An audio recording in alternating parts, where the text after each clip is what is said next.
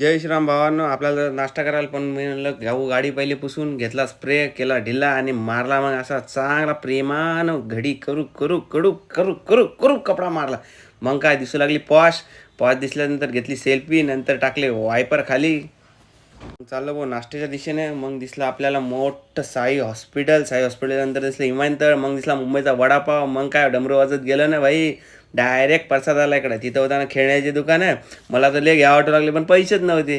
आणि तुम्हाला माहिती आहे का, तिथं दिसली ना भाऊ तुमची सगळ्यात आवडती पापाची परी. मग आलो आपण डायरेक्ट साईप्रसादाकडं. साईबाबा दिसले प्रसाद बनवताना. मग घेतलं साईबाबाचं दर्शन. मग दिसलं बाळ. बाळ पाहून दिसला समोर शाकाल. मग शाकाल जात होता टुन्नुक टुन्नुक.